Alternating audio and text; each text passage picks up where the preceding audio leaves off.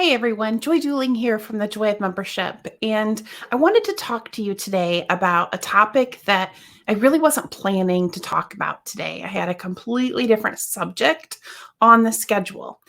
But I realized with everything that is going on in our country and around the world today, that talking about any other topic would probably seem tone deaf. And that is because so many organizations are dealing right now with the uncertainty that is being created by the coronavirus. And I know that, every email that you get, every newscast that's happening, is talking about this virus and its impact. And you really don't need another message that is doom and gloom about the pandemic or full of public health cautions. And so that's not what I want to spend my time with you today doing. Instead, I want to talk about the really amazing things that are happening in the association industry and for those organizations that are community gatherers. It's clear to me that there is, some really notable leadership happening out there right now. So when I look around, I'm noticing that, leaders are putting the interests of their members, of their community, ahead of their own financial interests. In an environment where, we're looking at large scale events canceled, small classes canceled, those opportunities that are really revenue builders for organizations. I see leaders making the tough calls that need to be made around those things, setting aside the fact that it's a financial impact and instead doing what they believe is right for the good of the community. I see leaders having collaborative conversations with other organizations, even other organizations that they don't normally collaborate with. They're coming together, they're sharing notes, they're talking about plans for the future, and they're figuring out the best path forward in ways that are collaborative and supportive of each other. I see leaders putting countless hours into planning and into thinking about contingencies and, how to have the least amount of impact on people in a situation that has layers upon layers of complexity.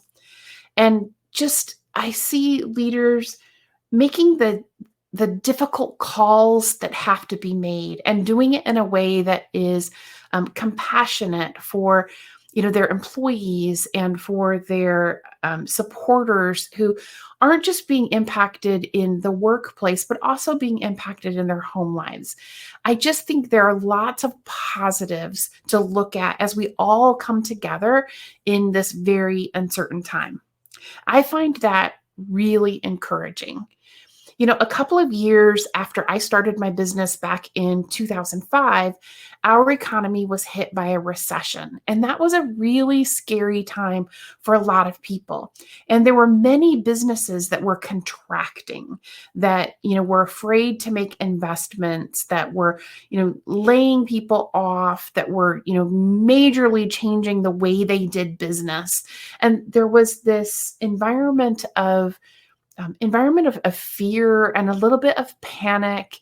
It's kind of similar to what we're seeing now, different situation, but the same sort of dynamics happening.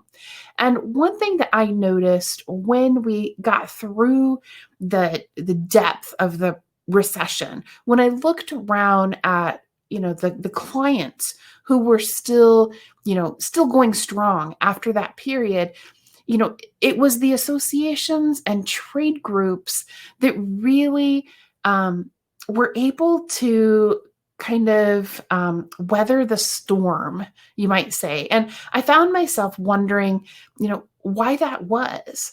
And the only reason that I could really come up with is that when times are difficult, when we are faced with uncertainty, we really need our communities of impact more than any other time.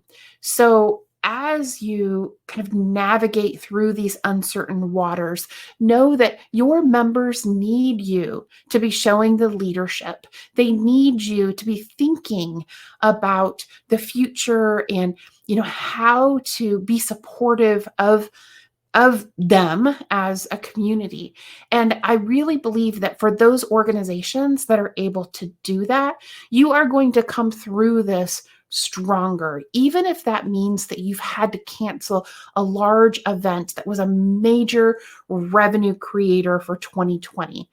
There are strategies when we get through this of making up some of that revenue and serving your audiences in different ways, in creative ways. So, as for my team and I, during this time, we're just focused on helping out however we can, even if that means that we're doing the types of work that we don't typically do. We may be making phone calls to help organizations reach out to exhibit sponsors. We are updating calendars. We are crafting communications to members and to event attendees. So we're just committed to helping in whatever way we can. And because we're virtual, we're doing it all from a distance, and just kind of, I guess, maintaining our own workplace self-quarantine. If you are heads down, kind of dealing with all of this, I just want to say, stay strong, keep the faith, know that brighter days are ahead, and that your efforts to help your community through this will not go unrewarded. So that's all for this week. Stay well, and I will see you back here, same time, same place next week. Take care, everyone.